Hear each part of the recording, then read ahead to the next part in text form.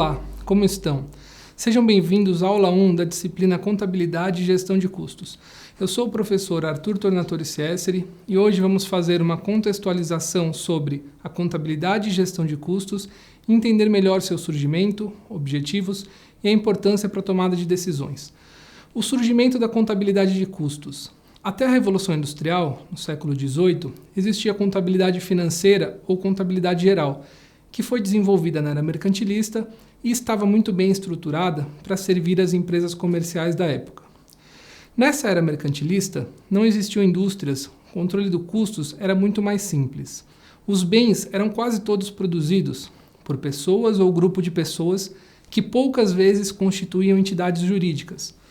As empresas propriamente ditas viviam basicamente do comércio e não da fabricação, fora, é lógico, as empresas financeiras. Dessa forma, era bastante fácil o conhecimento e a verificação do valor de compra dos bens existentes, bastando a simples consulta aos documentos de sua aquisição. Para apuração do resultado, bastava o levantamento dos estoques em termos físicos, já que sua medida, em valores monetários, era extremamente simples. O contador precisaria verificar o montante pago por item estocado e dessa maneira ele conseguiria saber o valor das mercadorias em estoque. Fazendo esse cálculo basicamente por diferença, considerando os estoques iniciais, adicionando as compras do período e comparando com o que ainda restava, apurava-se o valor do custo das mercadorias vendidas. Ou seja, estoques iniciais mais compras menos estoques finais era igual ao custo da mercadoria vendida. Confrontando esse custo com as receitas obtidas na venda desses bens, chegava-se ao lucro bruto, do qual bastava se deduzir as despesas necessárias à manutenção da entidade durante o período, a venda dos bens e ao financiamento de suas atividades. Daí o aparecimento da também clássica demonstração de resultados de uma empresa comercial, ou DRE. E com o surgimento das indústrias, a função do contador se tornou mais complexa. Para levantamento do balanço e apuração do resultado, o contador não dispunha agora tão facilmente dos dados para poder atribuir valor aos estoques. O valor de compras na empresa comercial estava agora substituído por uma série de valores pagos pelos fatores de produção utilizados. Por exemplo, o custo de uma caneta deveria ser equiparado tanto em um comércio que simplesmente compra a caneta e revende, ou em uma indústria que tem que fazer toda a produção da caneta. Começou-se então a adaptação, dentro da mesma lógica de raciocínio, com a formação dos critérios de avaliação dos estoques, no caso industrial. O valor dos estoques dos produtos existentes na empresa, fabricados por ela, deveria então corresponder ao montante que seria equivalente ao valor de compras na empresa comercial. Além disso, existem duas razões principais para que seja importante manter essa mesma estrutura, tanto em uma empresa comercial quanto em uma empresa industrial. Essas razões podem ser vistas da seguinte forma: com o surgimento dos acionistas de grandes empresas interessados agora na análise de seus balanços e resultados e com o aumento da complexidade do sistema bancário e distanciamento dos bancos com relação aos proprietários das empresas ou administradores que necessitavam desse crédito, surgiu a auditoria, que precisava de critérios homogêneos para comparar as demonstrações contábeis de empresas diferentes, além de comparar os dados da mesma empresa em períodos diferentes. Então, o surgimento dos acionistas e o distanciamento dos bancos e das empresas fez com que surgisse essa diferenciação. Além disso, com o surgimento do imposto sobre a renda, foi preciso utilizar o mesmo critério de tributação para todas as empresas. Na grande maioria dos países, o fisco tem adotado essa tradicional forma de mensuração, mas existem exceções, como a Holanda, por exemplo. Devido ao crescimento das empresas, e com o consequente aumento desse distanciamento entre administrador e ativos e pessoas administradas, a contabilidade de custos passou a ser encarada como uma eficiente forma de auxílio no desempenho do trabalho gerencial, e nesse seu novo campo, a contabilidade de custos tem duas funções relevantes: o auxílio ao controle e a ajuda na tomada de decisões. No que diz respeito ao controle, sua mais importante missão é fornecer dados para o estabelecimento de padrões, orçamentos e outras formas de previsão, e em seguida acompanhar o previsto versus o realizado. Com relação à ajuda na tomada de decisões, a contabilidade de custos é importante para alimentar informações sobre valores relevantes que podem influenciar as empresas no curto e no longo prazo. Por exemplo, sobre medidas de introdução ou corte de produtos, administração de preços de venda, opção de compra ou produção, entre outros.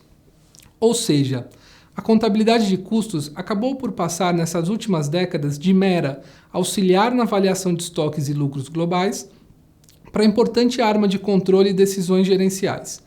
E com um significativo aumento de competitividade que vem ocorrendo na maioria dos mercados, tanto industriais como comerciais ou de serviços, os custos tornam-se altamente relevantes para a tomada de decisões. Esse conhecimento de custos é vital para saber se, dado o preço, o produto é rentável ou não, ou até mesmo se é possível reduzir esses custos. Com isso, a contabilidade mais moderna vem criando sistemas de informação que permitem melhor gerenciamento de custos com base nesse enfoque.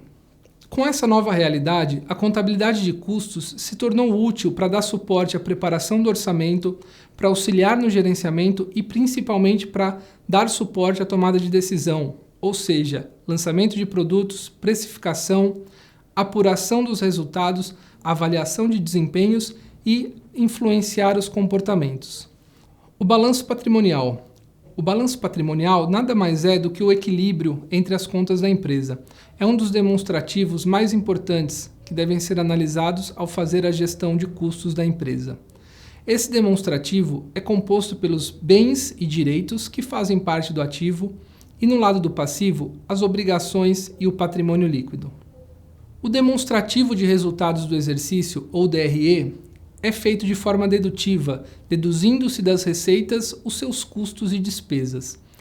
Esse demonstrativo, simplificadamente, apresenta as receitas da empresa, seus custos, que podem ser custo da mercadoria vendida, no caso de um comércio, custo do serviço prestado, no caso de uma empresa prestadora de serviços, e o custo do produto vendido, no caso de uma indústria.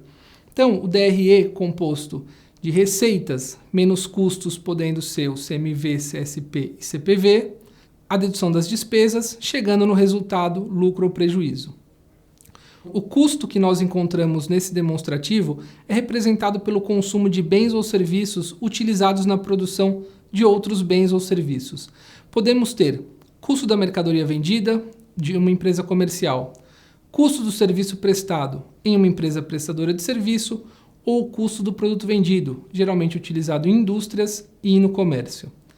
Como vimos anteriormente, a forma de controle de custos era simples. Era necessário somente saber o estoque inicial, o estoque final e suas compras, conseguindo assim chegar ao custo da mercadoria vendida.